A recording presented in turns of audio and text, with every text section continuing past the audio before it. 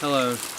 I wanted to start off by just reading a poem that I had written. I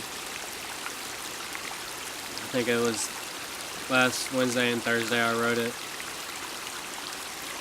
last week. So I just wanted to kind of read it to y'all. Let's get real. Why do I get high? Is it because of the feel?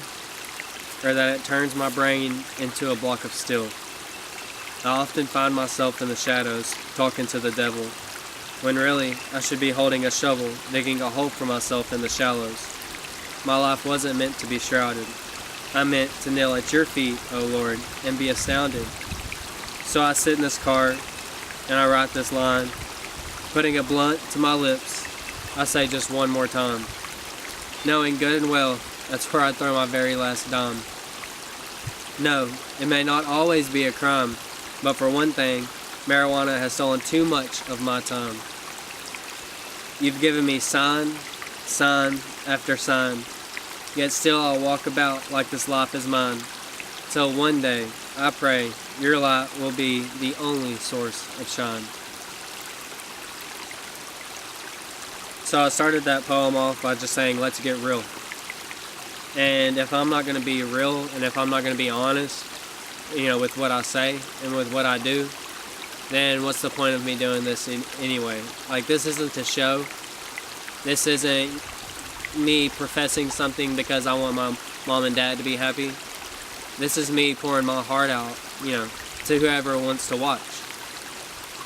And if I'm going to do that, then I'm going to be real with y'all. I'm not going to sugarcoat anything.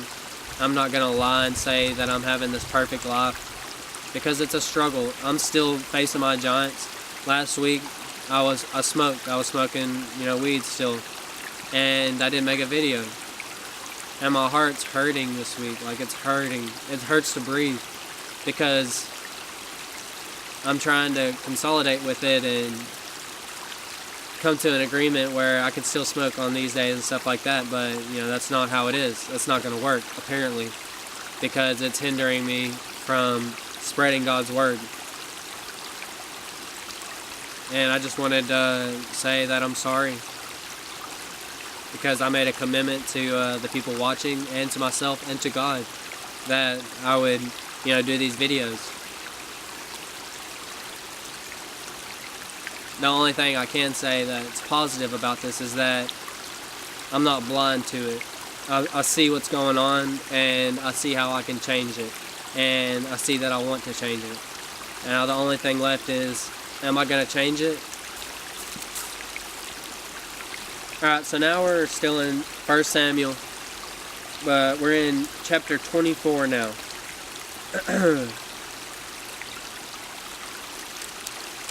So, David and Saul, they just left the rock of escape, and it's a pretty cool story. If you want to read it, it's in 1 Samuel 23, but I also covered it in my last video. And right now, David escaped to En-Gedi, and Saul has just heard that David is in Gedi. So we're gonna figure out what Saul's gonna do and what David's gonna do, and we'll kind of see how that goes. So now it happened when Saul had returned from following the Philistines that it was told to him, saying, "Take note, David is in the wilderness of En-Gedi." Then Saul took 3,000 chosen men from all Israel and went to seek David and his men on the rocks of the wild goats. I thought it was pretty funny that they called it that. But Saul went throughout Israel, and he chose 3,000 specific men. He didn't just, alright, I need men to come get David with me. He went through all of Israel, and he found each individual man that he wanted to take with him. So Saul has this super army, I guess you could say. The baddest of the baddest. Anyone in Israel that could take anyone on, he had the victor. Each one of every town in Israel. And in his mind, he's saying, okay, I got you, David. This is it. This is it right now. We came so close last time, but I got you this time. So Saul took 3,000 chosen men from all Israel and went to seek David and his men on the rocks of the wild goats. So he came to the sheepfolds by the road, where there was a cave, and Saul went in to attend to his needs.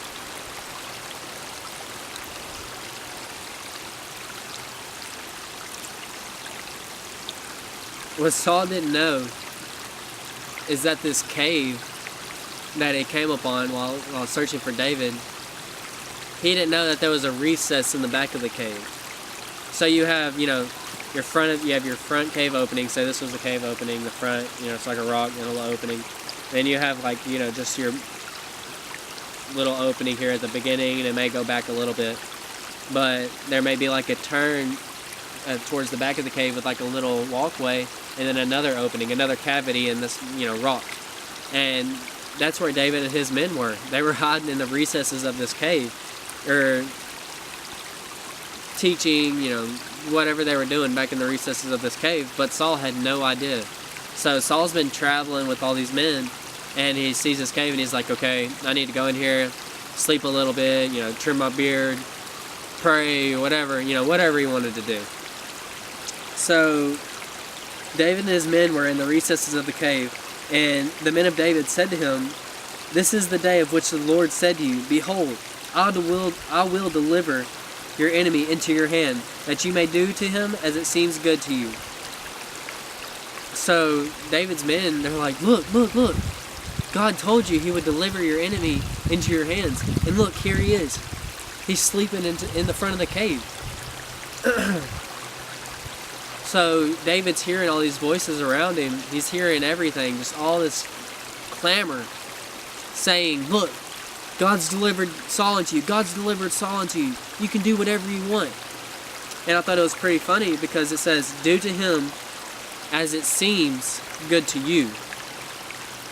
So that makes you think a little bit.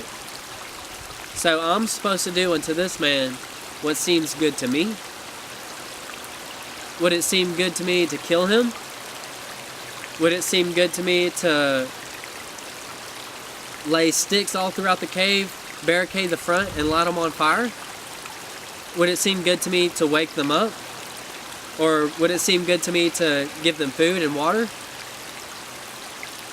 So it's up to David to decide, what seems good to him.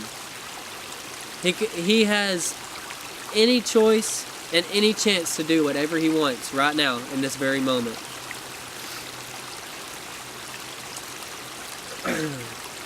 So David arose and secretly.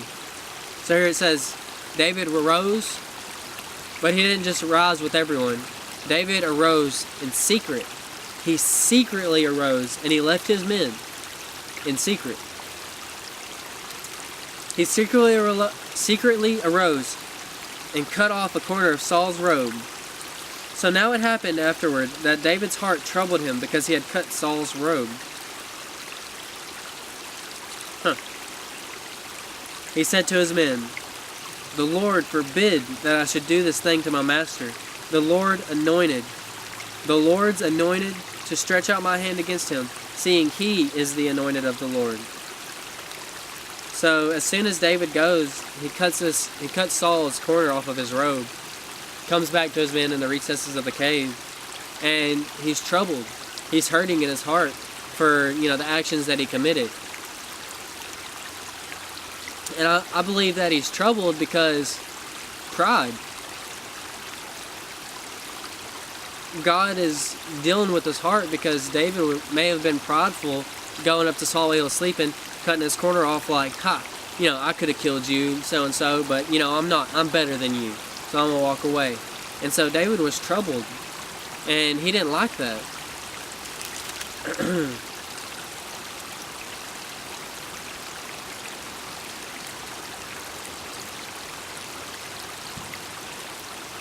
And David also said, he is the anointed one. He is the king.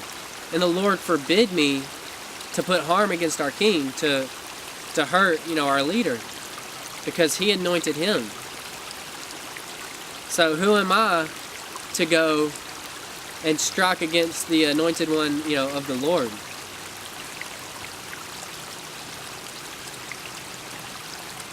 So David restrained his servants with these words, and did not allow them to rise against Saul. Saul got up and got up from the cave and went on his way.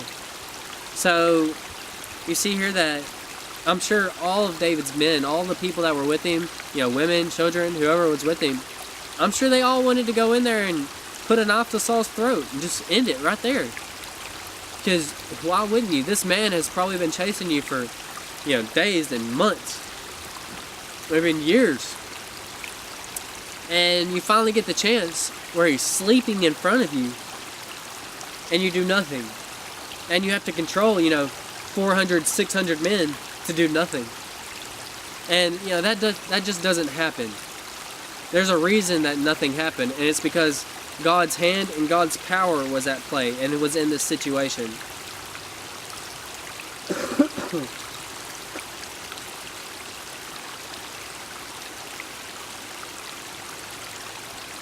So it says, David arose and he left from the cave. Or Saul arose and he left from the cave. And it says, David arose afterward, and he went out of the cave and called out to Saul, saying, "My lord the king!" And when Saul looked behind him, David stooped with his face to the earth and bowed down.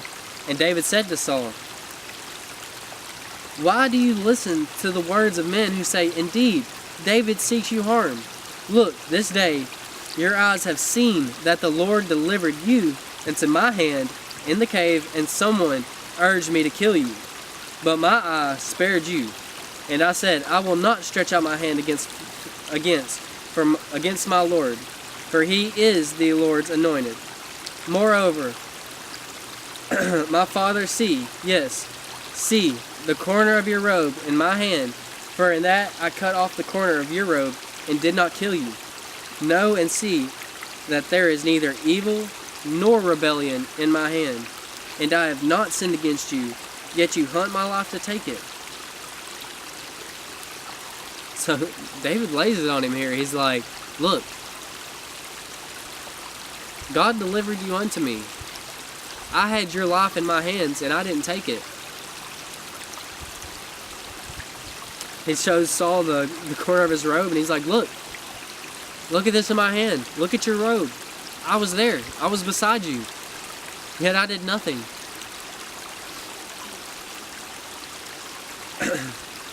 So David says to Saul, let the Lord judge between you and me. Let the Lord avenge me on you, but my hand shall not be against you. So David tells him, my hand will not be against you, but just know the Lord will judge you for all that's happening. And as the proverb of the ancient says, wickedness proceeds from the wicked. And that's very strong. And it's what? 5 words? Wickedness proceeds from the wicked. So if you have these, mean thoughts, or you walk by somebody and all you think is, something mean, or, no joy, and it's because you have a wicked heart. I mean, plain and simple. If you don't have joy and if you don't have happiness, then you have a wicked heart. And no, you don't have to have God to have joy. I never said that. But God is the source of joy, and God is the source of happiness. But you can find that without God. But finding that without God, are you finding wickedness? Are you finding pleasure and joy in wickedness? I mean, that's something that you have to deal with God, and that's something that you have to deal with, with yourself, and read the Bible and figure out, or even talk to somebody.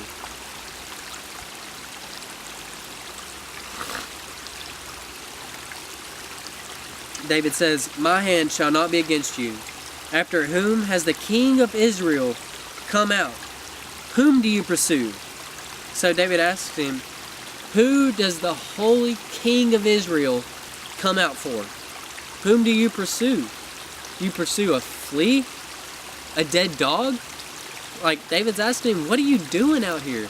Like, why are you coming out here to pursue me? Therefore, let the Lord be judge, and judge between you and me, and see and plead my case, and deliver me out of your hand. So David's telling him here that God is all-knowing. He knows your thoughts. He knows your actions. like I said in one of my earlier videos, He knows every hair on our head. He loves us like His love is more than the sands on the beaches. So God knows. You can't hide anything from Him. You know, we like to act like it. You know, I remember when I was young, if I was doing anything bad, I would try to turn the lights off in my room and try to hide and do it and stuff like that, because I didn't want to be seen. I didn't want to be seen by my parents. I didn't think God could see me because it was in the dark, secretive. But that's how the devil works. And most of the time we don't see it, but it's there. And the devil, he walks around like a roaring lion, waiting to pounce on us.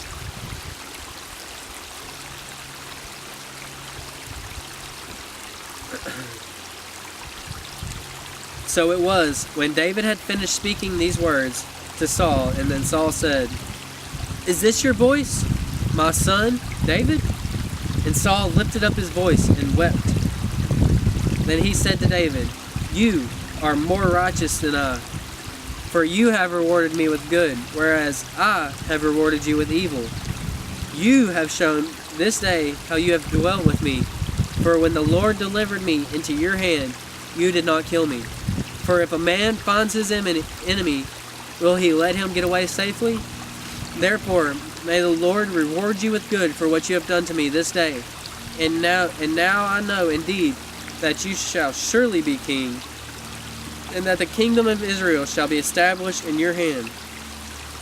Therefore, swear now to me by the Lord that you will not cut off my descendants after me, and that you will not destroy my name from my father's house."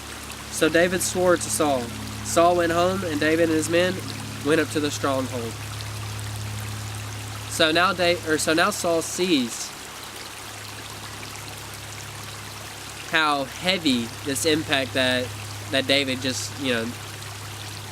Saul sees how powerful and strong-minded of a man David is now. And he understands that it's not just David, that it's God working through David, because David has a relationship with God. And he understands that now, starting from Goliath to now. God has delivered David each circumstance away from Saul. And Saul, he just doesn't understand why. Maybe he doesn't believe God is real. Maybe he doesn't believe God doesn't have, actual power. And that he thought, I could just track him down, kill him, and be done with it. But Saul, now he sees that, David has the heart of God. That David only wants good out of this world. And so Saul basically says, "My son, is that you?" He's so humbled by the fact of what David just did that he literally calls him his son.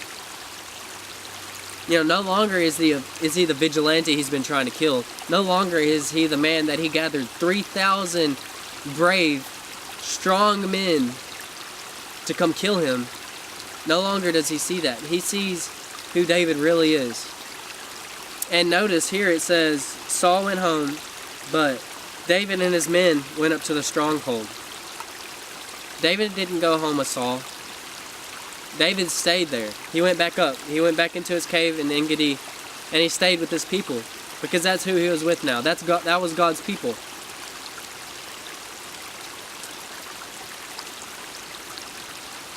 And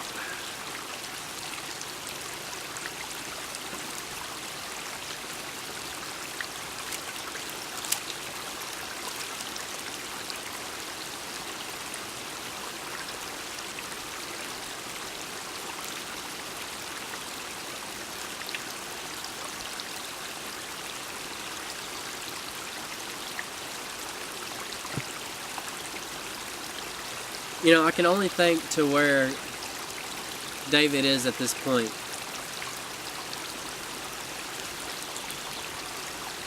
He's grown so much in every way. In battle, talking to people, gathering people, dealing with big decisions. And in the earlier videos, we saw that David was constantly calling upon God. constantly asking God, what should I do? Where should I go? What does this mean? And I can only imagine how strong and how direct David's channel with God is. And I want that for my life. I urge to be close to God. It might sound weird, and I was listening to a lot of atheists talk, and one really struck me was that this older man was saying Christians, they only believe in God because they can't handle the fact that when they die, they're going to be buried in the ground and they're going to rot, and that's the end of it. Okay? What if? What if there is no God? I spent my life searching for happiness, hopefully one day finding happiness, which I'm 10 times happier than I was, 2 months ago. But I'm spreading joy. I'm trying to make, my life brighter for the fact that I want other people's lives to be brighter. And I'm not doing it for nothing. I'm doing it for happiness.